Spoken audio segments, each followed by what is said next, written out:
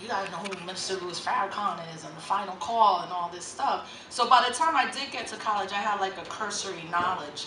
And then being within Black studies, Puerto Rican studies, beginning to identify as African descendant, understanding that Puerto Ricans are not a race, Hispanic is not a race, Latino is not a race, beginning to racialize myself.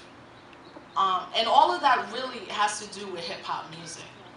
So the time I'm on campus, it's not only that we're organizing and being very political as Black and Latino young people, we're bringing up artists. We're bringing up, well, we never got to bring up Public Enemy. I had to go see y'all somewhere else, but, you know, we bring up like KRS-One and Digable Planets, Tribe Called Quest, you know, Craig Mack, like all these, Queen Latifah, Lauryn Hill before the Fugees blew up, like being really influenced in that way by the music, but still not understanding hip hop as an entire culture.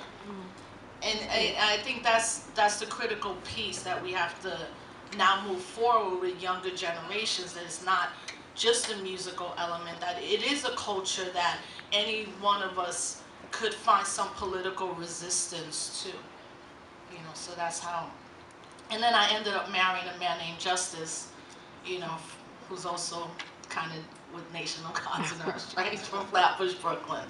So it like kind of came full circle in that sense of finding strength and empowerment, which I don't think people want to see women in particularly say, no, I found strength and empowerment in this, right? It wasn't like brothers were telling me I couldn't do something or whatever. Not saying that we don't have gender problems right now, but it seemed to me at that time there was an empowerment of young people and consciousness that was breaking gender barriers that now seem a little bit more closed off. But as a woman, I felt so empowered in terms of the leadership that I could take.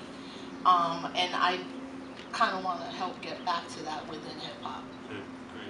And also, you had adaptive necessity and resistance come out of the formation of Islam in the wilderness of North America. You know, you would have people in all the different areas of Islamic faith look at the Nation of Islam kind of sideways, like, okay, why did they come up with that? That came out of the element that came out of the hate that hate produced here in the United States and the surrounding areas.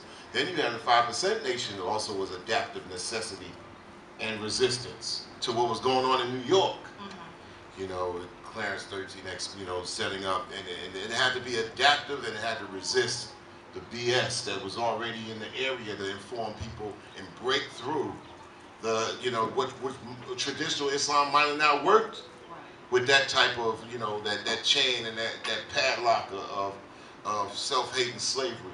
So these things were adaptive and they were necessities to make somebody be able to see a glimmer of light where in other places they might have seen a spotlight.